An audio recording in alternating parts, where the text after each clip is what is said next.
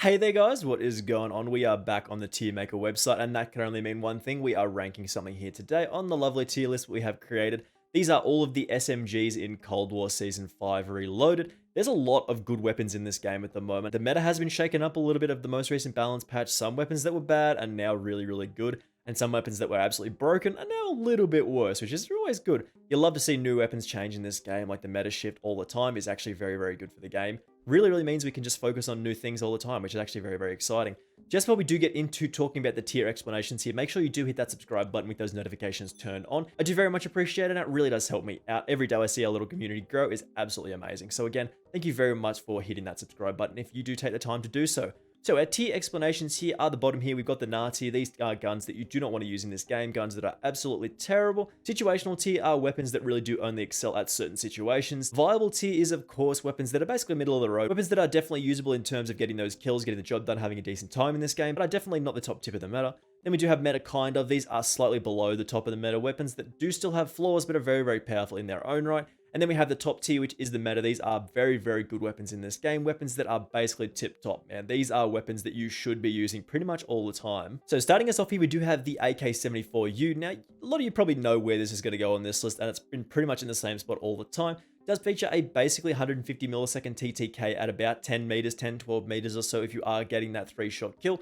which I believe includes 2 headshots and a body shot. You absolutely remove people from the game, which is very powerful with the task force barrel. And basically, as a result, as one of the fastest TTK values in the game, the AK-74U has to go into the meta. It does struggle a little bit at longer distances, but I mean, it's an SMG after all. It's not supposed to be able to shoot people across the map. So up close in the distances that it is very powerful. We rank this in the meta tier. Next, we do have the Bullfrog here. Now, my opinion of the Bullfrog has actually dropped off a little bit. Now, I know this thing is actually very easy to use, doesn't really have too much recoil, and it is, in my opinion, very similar to something like a Krieg 6 in the assault rifle category. It's a weapon that you can definitely get a decent amount of work done with. It's got a massive magazine, which is a huge plus. No recoil, but again, this thing is a little bit of a pea shooter if you aren't getting those headshots. I feel like putting the Bullfrog in the viable tier is actually a good spot for it, mostly because this is basically just a middle-of-the-road SMG. It doesn't excel at long range or anything like that. You're not going to be able to shoot people across the map. Doesn't do that much damage outside of those headshots. You really need to focus on headshots for this gun. I cannot stress that enough. But again, I feel like the Bullfrog did drop off a little bit as more powerful weapons have been added to the game, but that's okay, is what it is here. Next, we do have the KSP-45. Now, this is a very good weapon in this game. Super strong.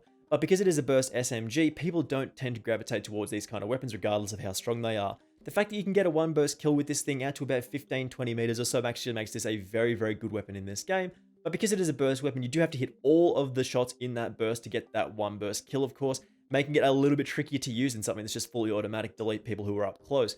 I wouldn't consider this something like a meta tier weapon, even though it does have one of the fastest TTK values in the game. At about 220 milliseconds, again, one burst kill removes someone from the game. But again, because it is a little bit more difficult to use as it is a burst weapon, we do put this in the meta kind of tier. If this was a fully auto weapon and had the same TTK value, this would be one of the best guns in the game. Then we do have the LC-10 here. Now, again, my opinion of the LC-10 has shifted a little bit, but I still think it is a very good weapon in this game. Basically, with the LC-10, this is an absolute laser beam. The recoil is a little worse than it used to be on the 1st and 12th bullet. I think that changed in the, I think it was the Season 5 patch they made a little bit worse. And that was fine. That was always something they needed to do. They did change the second range value on this thing to be a little bit worse as well. So the damage number does change after about 45 meters, meaning you can't really use this thing at longer distances anymore like you could before.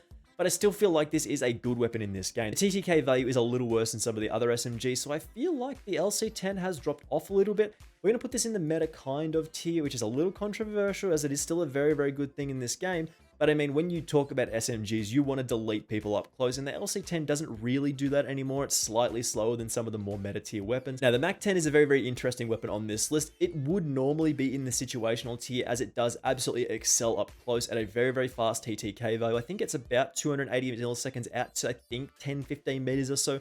And then outside of those distances, it can struggle a little bit with that recoil as it is a little bit bouncy. But just because of how powerful it is up close, you can absolutely hose people down with this thing. I think you get a very large magazine size as well if you include that. It's just a lot of fun to use. Like, you don't feel bad about using this SMG, man. You just run around, absolutely spray people down. You have a lot of fun with this thing. So putting it in the viable tier is an absolutely appropriate option for this MAC-10 because it is a lot of fun. does do decently well up close, absolutely deletes people with that insanely high fire rate. The next is the Milano 821, and I don't think I've used this gun for at least 6 months. When it did get those buffs, man, it was actually really cool, but then since then they've added more and better weapons, buff stuff, changed stuff, and this thing just sort of fell behind. Hasn't actually received a significant balance change for a very long time, which is a little upsetting, but it is what it is here. It's a slow firing, sort of high-ish damaging SMG, which, I mean, when you think about it, you've basically got the Tech 9 to replace that, so it's not really that good anymore. So put this in the viable tier, as it's still okay. You can definitely get kills with this thing if you're in the right hands, but I mean, it's not one of the best weapons in the game. Then we do have the MP5, which is actually another very good SMG in this game up close. It does feature about a 280-ish millisecond TTK value up close, and again, that's where SMGs shine. But again, you can't really dominate people from that far away. It's not an extreme case of fast TTK, it's just pretty good. So again, this thing doesn't have too much recoil as it is. I do appreciate the MP5 in this game. I do think it really does kill people up close. And at those longer distances, it falls off again like an SMG should. So putting this in the meta kind of tier because it does have a very good TTK value. As I said, about 280 milliseconds with this thing is really strong. Next, we do have the PPsh, the PPsh 41, which recently did receive some pretty significant buffs here to make this one of the fastest killing fully automatic SMGs in the game. I really do appreciate them making this a 5-shot kill with a very high fire rate. Not too good recoil, but you can actually manage it after some practice, after some pretty good recoil controlling attachments. You can get this thing down to a science, make it very easy for you to kill people, and it absolutely shreds people up close. Like 5-shot kill in this game at 270-ish, 280 milliseconds is very fast for an SMG. So again, we're putting this in the meta tier, which is a little bit shocking. Basically, we did have this in the bottom of the viable tier previously, straight to the top of the meta because it is one of the fastest killing fully automatic SMGs in this game now. Then we do have the OTS-9. Now, this is a very interesting weapon in this game as well. I can't really exactly remember the damage numbers off the top of my head, but I think if you get 2 headshots and a body shot, it might even be 3 headshots with this thing, you get a 3-shot kill.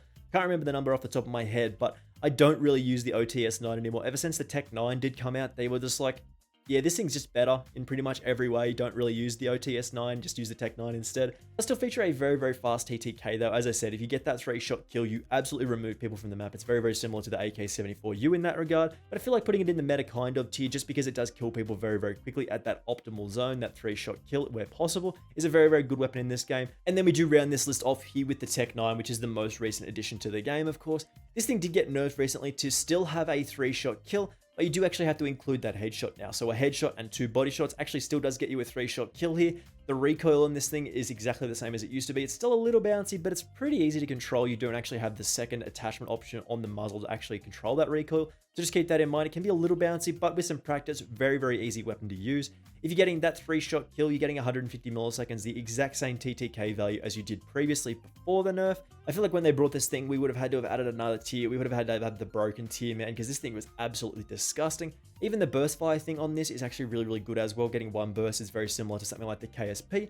But because this thing is just so versatile, still gets that 3-shot kill if you get a headshot, we're putting this in the meta tier. And that's going to be our list here for today. I feel like the SMGs are in a really good spot at the moment, especially with the AK-74U, the PPsh, and the Tech 9. These are very good weapons in this game. I massively appreciate most of the SMGs here. A little bit sad about the Milano, but what are you going to do here? Not every weapon can be top tier. Thank you very much for watching this one. If you agree, if you disagree, if you want to just talk about the tier list here, make sure you do leave a comment. I will definitely reply to you and we'll have a conversation about Call of Duty, one of my favorite things in the absolute world. And again, thank you very much for watching this one. Make sure you hit that subscribe button with those notifications turned on if you've not already done so. And hopefully I will see you in the next video. Bye!